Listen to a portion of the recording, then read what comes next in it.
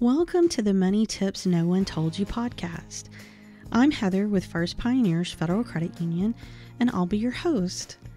At First Pioneers, we're dedicated to caring for our members' financial needs with heart, and that means providing more than just financial services. It's about empowering you to take control of your financial destiny through knowledge and understanding. This podcast is all about guiding our listeners toward a brighter financial future. So get ready to embark on a journey towards financial well-being, because at First Pioneers, we believe that when our members are financially successful, we all succeed. Stay tuned for a wealth of knowledge and inspiration. Okay, is anyone else a bit shocked that it's already November? I don't know about you, but I feel like this year has taken, 10 years to pass, but it's also kind of passed in the blink of the eye. Anybody else had that kind of crazy year? But okay, no matter what, it's still a little insane that it is already November. And November can mean several things. Thanksgiving is around the corner, but it also means that the end of the year is almost here. And there are a few things to think about with your finances as we reach this time of year. And one of those is charitable giving. So whether you're a longtime philanthropist or maybe you're just starting to explore the idea of giving, we've got some great ideas to share with you about how to create a thoughtful and impactful charitable giving strategy. And we'll also discuss, why it's important. Plus, how to choose causes that align with your values, the tax benefits of year-end giving, and really just so much more. So you guys ready? So let's start with the why. Why do you need a charitable giving strategy? Well, many people will give to charities or causes that they care about kind of throughout the year as the year goes by. But often those donations tend to be made on a whim. You know what I mean? Perhaps it's in response to a fundraiser that they come across, or maybe a friend or a family member is having some kind of charity drive or something of that nature. And of course, these are great. These are great causes to give to. And you know what? Spontaneous acts of kindness they're just truly wonderful, aren't they? They make you smile and they make you so happy. But a well thought out charitable giving strategy can help you give more effectively and basically ensure that your donations have the greatest possible impact that they can have. Now, one of the main reasons to create a strategy is intentionality, because when you take the time to plan your giving, you're basically ensuring that your donations are going to go to causes that really resonate with you and that, they align with your personal values. Plus, if you have a clear strategy, it helps you stay more focused, and that can really maximize the impact that your contributions can have. Otherwise, you may be kind of spreading your resources a bit thin because they've been spread across these many different causes. And of course, there's the financial perspective, and that a charitable giving strategy can help you plan your budget better, right? Because if you know how much you want to give and where you want those funds to go, then you can allocate those resources a little more efficiently and maybe even take advantage of certain benefits, like the tax deductions, which we're going to get into here in just a minute. So if it's on your heart to give and you're someone who wants to give, then why not plan it and really get more impact and know that you're giving where your heart really wants to. So now we've talked about the why. Let's talk about the who. How do you choose which causes or organizations that you want to support? Well, the first step is identifying your values. What are the issues or the causes that matter to you most? Is it education? Maybe it's healthcare. Maybe it's the environment. Maybe it's feeding the hungry or animal welfare. or helping kids, or really maybe it's something else. It could really be anything where you see a need and that you have a passion about. So here are a few questions to consider when you're aligning your giving with your values. So first, like we said, what issues do you feel passionate about?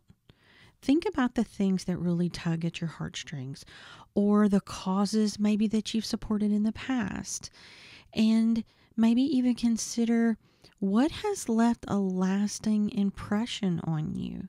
What have you seen in the world, in your local community, in your own little world, that's left a lasting impression on you? So second, ask yourself, how can I make a meaningful impact? Consider the organizations or initiatives that are addressing those issues that you've identified in a way that really resonates with you. And also consider, do you want to focus locally or maybe statewide, or do you feel a connection to go, maybe you want to go national, across the country, or maybe you're even wanting to consider global issues. And third, ask yourself, what aligns with my financial goals? How much can you reasonably afford to give? And that includes both, this year and this year-end planning, but even in the long term. And that's where your budget's going to come in, and we're going to discuss that a little more in a minute as well. Now, once you've identified the causes that really speak to you, start researching organizations. Take a look at what's out there. See what's available. Who serves these areas that you're interested in? And then take a look at, how do they do business? Are they transparent with their financials? Are they sharing? What kind of results have they achieved? What do they really do with these donations that they receive? And if you're struggling a little bit with that, you may start at a local level. Perhaps you attend a church that does outreach, or, I find a lot of churches actually know about local organizations at least. So maybe you start there, and then you can continue your research on as you ask questions. I'm sure you're going to find out more, and you can, of course, search online. Maybe look statewide as well. And again, if it's nationwide or global, just start to look for those organizations that really speak to you. Just make sure you ask your questions, do your research where you feel comfortable donating or working with even this organization that you've chosen. So now you've gotten a clear idea of what causes you want to support. It's time to think about how much you want to give and how to budget for it. And now many people will wait until the end of the year to make their charitable donations, and that can sometimes feel a little overwhelming, right? Especially if you haven't planned ahead. So setting a giving budget early on can sometimes help relieve a little bit of that pressure, and again, ensure that you're able to give comfortably without straining your finances. And I have a few steps to consider when you're budgeting for your charitable giving. And your first is you want to set a giving goal. So you want to decide, how much would you like to give this year? Some people will choose to give a percentage of their income. I've heard of, anywhere from 1 to 5%. I've heard of more. I think a lot of people, we talked about attending a church earlier. There are many people that have a percentage that they tithe to their church. So it's a similar thought process, I think. It's just this would be for giving in a different way. And you have others that they just prefer to set a specific dollar amount versus a percentage. Basically, just choose what's right for you and in your finances, and just make sure that it's the right choice for what you have going on. Second, it can often help to break it down by month. So if the idea of donating sort of a lump sum at the end of the year feels a bit overwhelming to you, then maybe consider breaking your goal down into smaller monthly contributions. And this way you can actually include your charitable giving in your regular monthly budget, just like you would your other expenses. So that makes it super easy.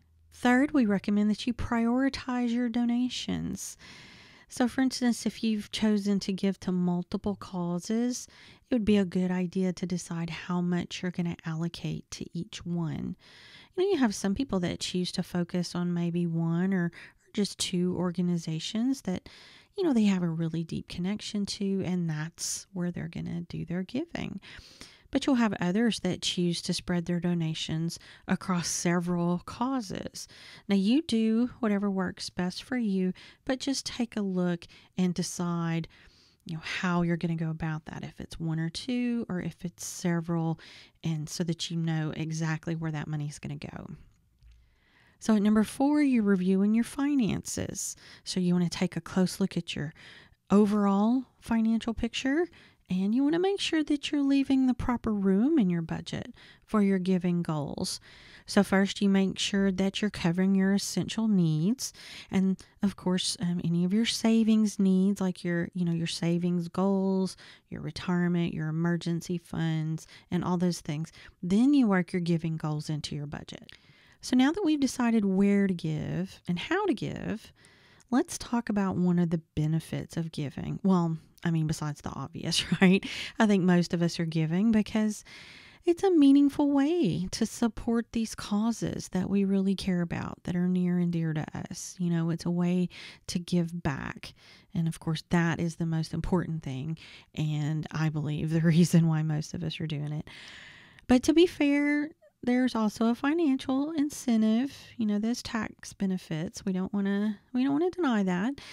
So charitable donations can actually reduce your taxable income, which can then result in you paying less in taxes at the end of the year. Here's how it works. When you donate to a qualified charitable organization, you may be able to deduct the amount of your donation from your taxable income. So again, you're effectively lowering your overall tax burden. However, to take advantage of this, there are a few things to keep in mind.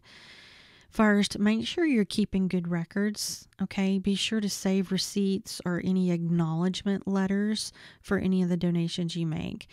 And for donations over $250, you're actually going to need a written confirmation from the charity in order to claim that deduction.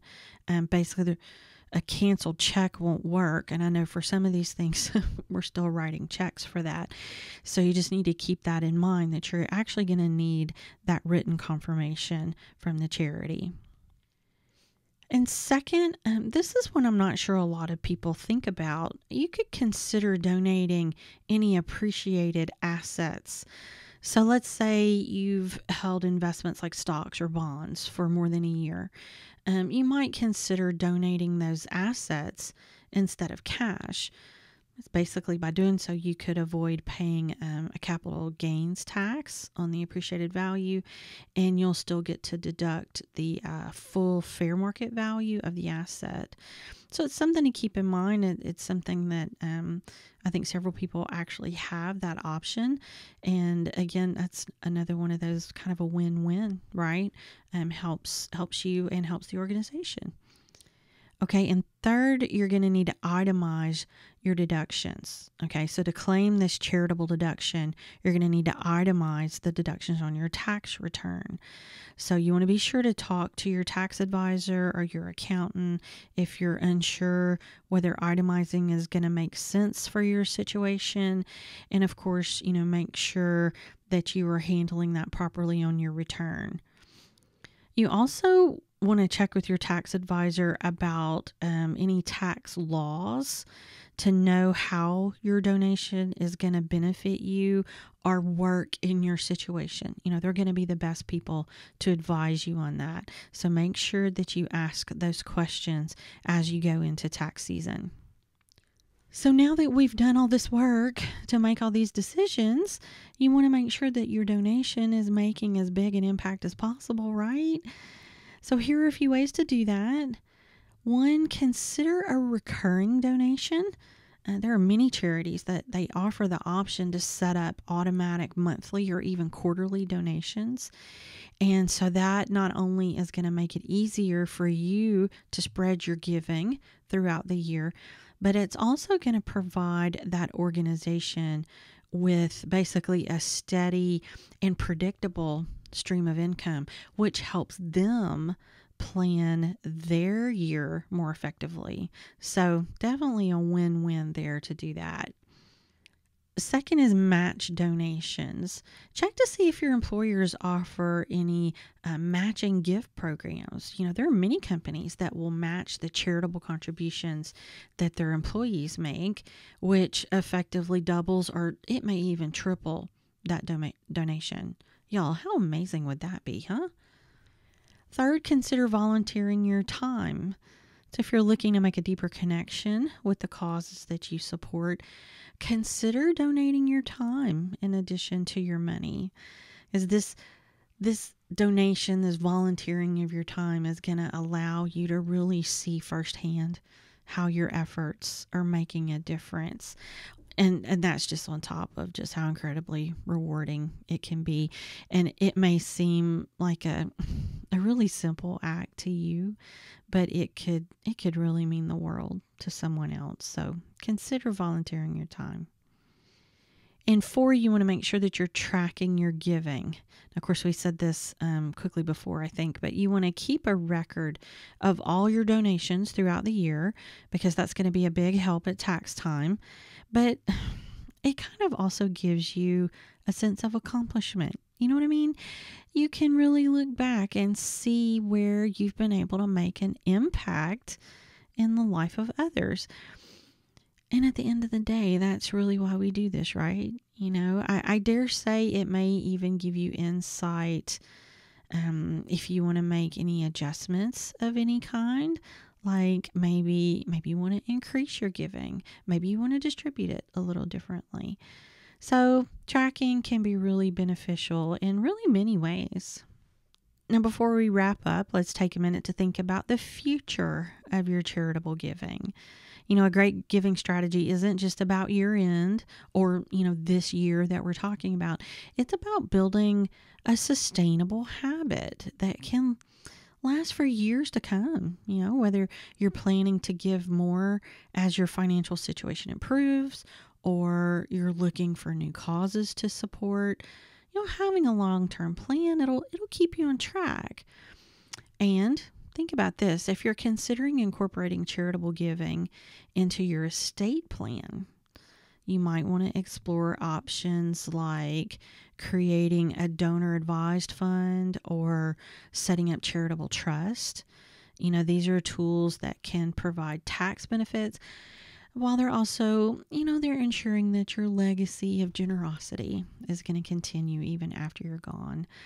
And now, again, that's something that you can visit with your advisors on while you're doing your estate planning. But it's a really great idea to explore. But just remember, giving it's deeply personal, and there's no one-size-fits-all option. So what matters most is that your strategy reflects your values and your financial situation. And of course, that it brings you joy in the process. And I know you didn't think I was going to leave today without a bonus tip, right? And this tip is about making your giving more meaningful.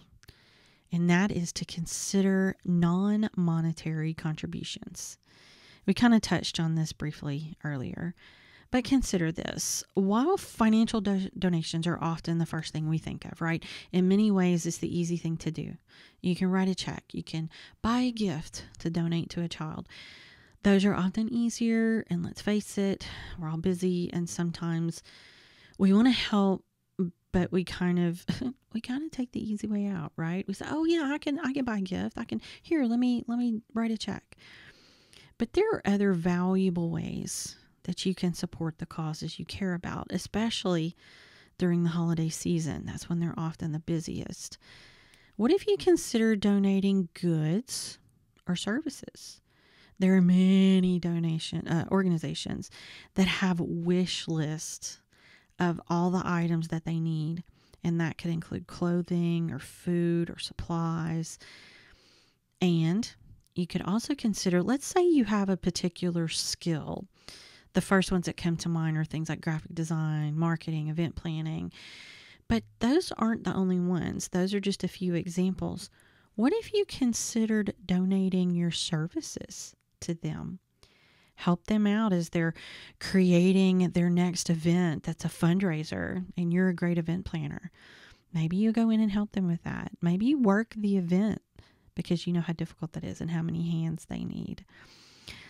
So consider these contributions, these types of contributions, because truthfully, they can be just as impactful as a monetary donation. And let me tell you, they are really, truly appreciated, especially by your smaller organizations who can sometimes be, 1-2 man shows, right? They almost always need extra help or just extra hands to get things done. So consider giving the gift of your time and or your expertise. You could even consider offering maybe mentorship or skills training. What if you went in and offered to teach your skills to others? That's another powerful way that you can make a difference. And finally, if you're looking for a creative way to get your friends or your family involved, maybe you're looking for, a meaningful activity for the holidays, consider starting a charitable gift exchange. Instead of traditional gifts, you can donate to each other's favorite charities. And that really, think about how much that would just amplify the impact of your collective generosity. Or what if you go as a family or a group to volunteer at one of these organizations? What a big help that would be to them, a whole group coming to help. And what a great way to create these amazing lasting memories for yourselves. So as you build your year-end giving strategy, remember it's not all just about money. It's about making a difference really in any way that you can. Well, that's it for today's episode.